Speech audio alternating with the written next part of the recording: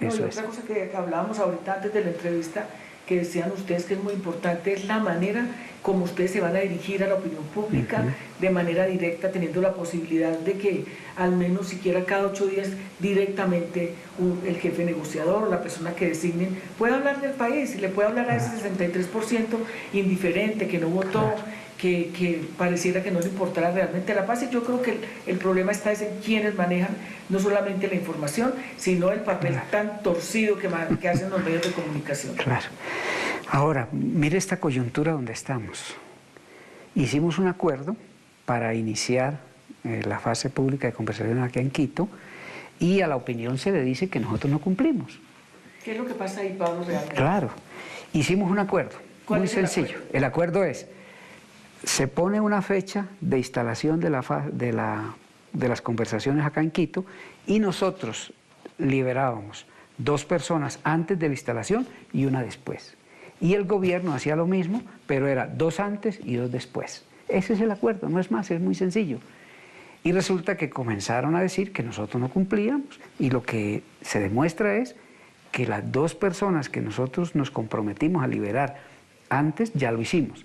Y los 2 gestores, es un señor exalcalde de Charalá, Colombia, y otra persona de apellido Alarcón.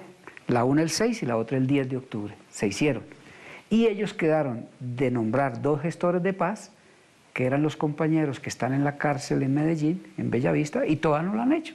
Conclusión, al día de hoy, nosotros hemos cumplido y ellos no. Liberamos 3, ya liberamos 2, falta 1. Y les dijimos al gobierno, ponga usted la fecha y la hora y liberamos a Odín. Pero en ese mismo día y hora, ustedes indultan a los 2 compañeros que faltan.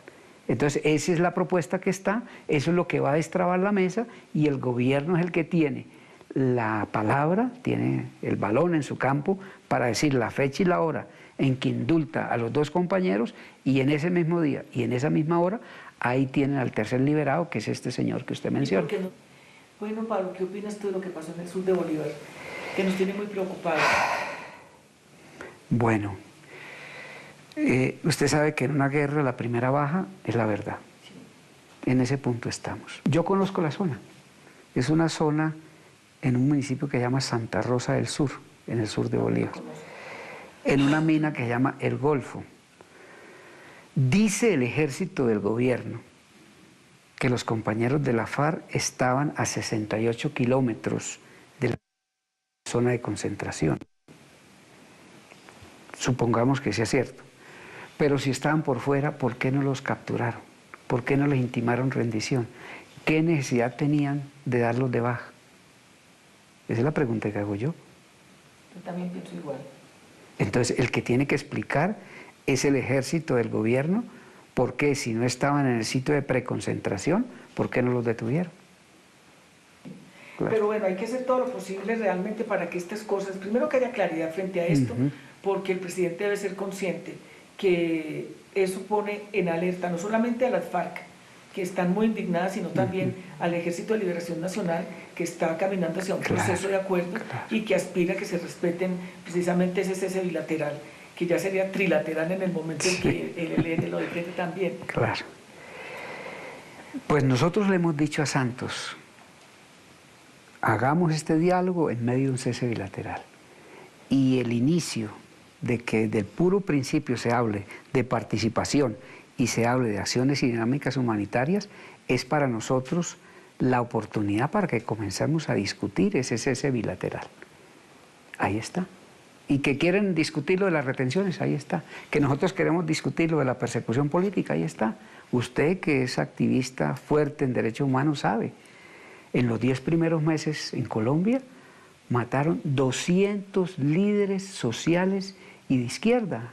O sea, es a razón de 20 por mes. 6 de ellos defensores de derechos humanos. No, muy preocupante. Mire, de la sola Marcha Patriótica van asesinados hasta el momento 142 personas. Bueno, por el solo hecho de ser de Marcha Patriótica. Bueno. O sea, son dirigentes populares, campesinos, negros, que realmente uno no ve una acción decidida por parte del gobierno para impedir esto, pero sobre todo un rebrote total del paramilitarismo, que es un obstáculo muy grande para... Fortísimo, porque ¿cómo nos dicen a nosotros, que somos guerrilleros, conviértase en una organización política legal, si todos los días en Colombia caen gente que hace política desde la izquierda de oposición y muere y nadie responde por eso? El nivel de impunidad es el 95%. Sí. Yo ayer le decía en la mesa al delegado del gobierno, me dice, nosotros les damos certezas de que esos indultos que ustedes piden, hacemos la instalación y después se los cumplimos. Entonces yo le decía, no, nosotros no le creemos. Hicimos un pacto con Pastrana hace 15 años. Le liberamos medio centenar de soldados y policías y ellos se comprometieron a hacer también unos indultos. ¿No los cumplieron?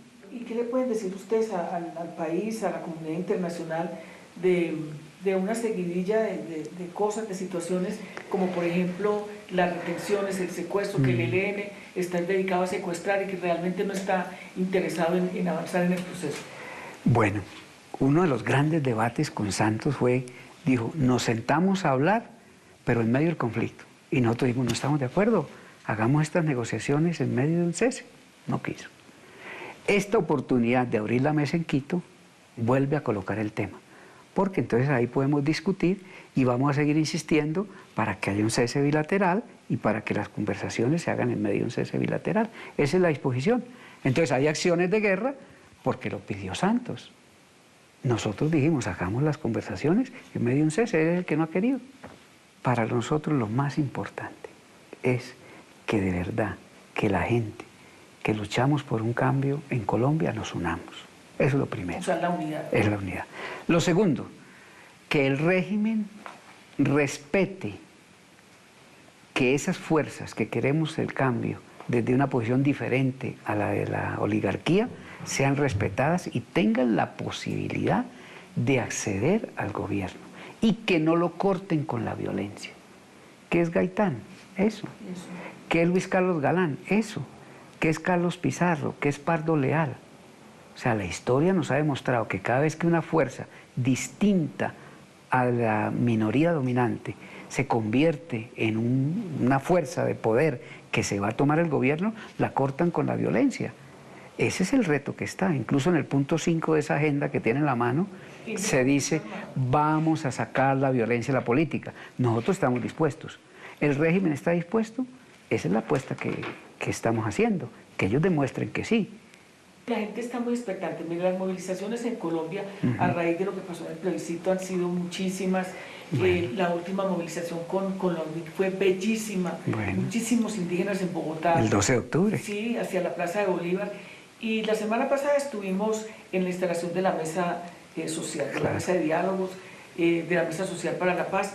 Y es de las reuniones en las que yo he participado, que he participado en muchas, más bonitas. Bueno. Le quiero contar, muy alegre. Bueno. Y recuerdo mucho la canción, porque ese fue el estribillo que yo utilicé en mi última campaña al Senado, que decía, entre que caben 100, llegaban y entraban los negros.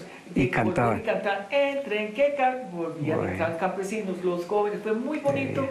Y yo se lo quiero contar por una razón, porque creo que es una manera de animar y de activar el proceso, de animar a que comencemos absolutamente rápido, de que se desprovengan las personas de ese espíritu de rencor, de odio. Yo digo, Pablo, que hay que buscarla, hacer todo lo posible para despolarizar el país. Tiene que haber debate, tiene que haber información. Para eso es que deben estar los medios y las empresas, si quieren, porque como están es por otro lado. Sí. Entonces, por eso es bueno distinguir cada cosa. Finalmente, Pablo, dos cositas. A ver, ¿qué opinan del acuerdo de las FARC? El último. El último, sí. Ay. Que creo que sea el último, pues. A ver, nosotros respetamos lo que los compañeros firmen, porque quiere decir que es de su soberanía y consideran que eso los representa. Por tanto, nosotros respetamos eso. ¿Nosotros qué cuestionamos? Que es que en estos debates sobre la paz y estas negociaciones, el régimen dominante en Colombia tiene un círculo vicioso que trata de imponer, que nosotros no compartimos. ¿Cuál es? Ellos acuerdan cosas, enseguida las patean enseguida la renegocian y vuelven a acordar y sigue el círculo vicioso. Entonces, nos parece que eso lo estamos confrontando nosotros en esta mesa, porque a diario no lo aplican. El 30 de marzo los acuerdos los patearon, hubo que renegociarlos, hubo que volver a acordar. Hicimos otros el 6 de octubre, los volvieron a patear, tocó volver a hacer a la puja de la negociación y estamos a punto de hacer otro acuerdo. Y pensamos que con los compañeros de la FARC, ese afán de renegociar es muy evidente y muestra algo muy triste. William Ospina, un gran escritor colombiano, hace una semana dijo: es que esta oligarquía es única en América. Hay una insurgencia que está dispuesta a dejar las armas y le ponen peros. ¿Eso dónde pasa? Muy lúcido el escrito. Ellos se llaman.